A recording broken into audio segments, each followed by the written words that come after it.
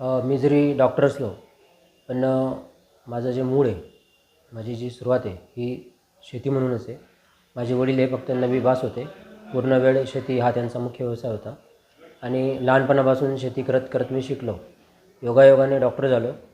पण शेती आणि डॉक्टर हे दोघी गोष्टी करत असताना जेव्हा शेतकऱ्यांच्या काही अडचणी माझ्या लक्षात आल्या आणि त्या अडचणींना न्याय देण्यासाठी कृषी उत्पन्न बाजार समितीचं इलेक्शन आपण 1.5 वर्षापूर्वी लढलो आणि त्या इलेक्शनमध्ये निवडून आल्यानंतर जे भाजी मार्केटचा वेळ होता, जे पाचोरा मार्केट हे रात्री 2:30 वाजता सुरू व्हायचं, हा वेळ आणि हा जो शेतकऱ्यांचा त्रास होता, ही जी शेतकऱ्यांची पिळवणूक होती, ती थांबवण्यासाठी मी आवाज उचलला आणि मला त्याच्यात यश पण आलं. तर त्याचप्रमाणे केळी कट्टी आणि शेतकऱ्यांचे असे मुद्दे मी जेव्हा घेतले तर मोठ्या प्रमाणात समाजात आणि शेतकऱ्यांमध्ये अशी मागणी वाढली की डॉक्टर नीलकंठ पाटील यांनी विधानसभा लढवायला पाहिजे आणि आमदार म्हणून सर्वसामान्य शेतकरी आणि सगळ्यांचं हित जोपासणारं शासन ते चालवू शकतात असं लोकांना विश्वास वाटल्यामुळे मला बऱ्याच मतदारांनी, कार्यकर्त्यांनी तसा सल्ला दिला की तुम्ही विधानसभा निवडणूक लढवा. म्हणून मी अपक्ष बॅट या चिन्हावर निवडणूक लढतो आहे. नाही, आज जर आपण परिस्थिती बघितली, याला आपण जर थोडं इतिहास हा 50 वर्ष, 100 वर्ष किंवा 2-3 पिढ्यांमागे जर बघितला तर भारतातला प्रत्येक मुसलमान हा मूळ हिंदूच आहे.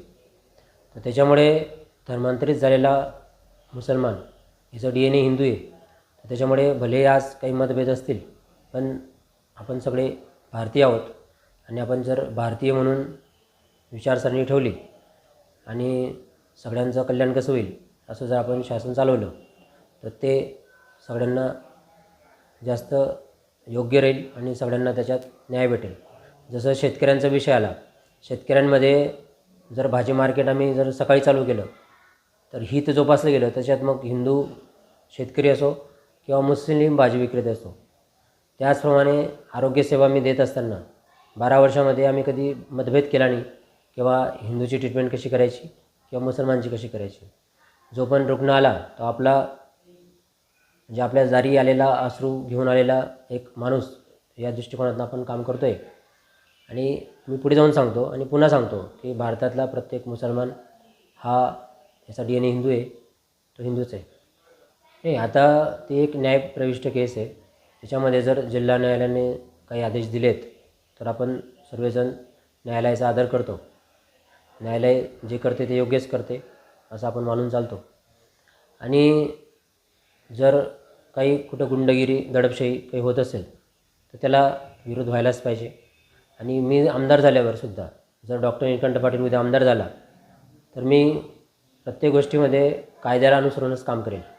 म्हणजे मी जर आमदार झालो आणि माझ्यावर कोणी व्हायला नको, म्हणजे मी काही केलं तरी चालेल अशी विचारसरणी मी ठेवणार नाही आणि कोणीही ठेवणं ते चुकीचं आहे. जर कोणी आमदार जरी असला, जर त्याची चूक झाली तर शिक्षा ही प्रत्येकाला व्हायलाच पाहिजे.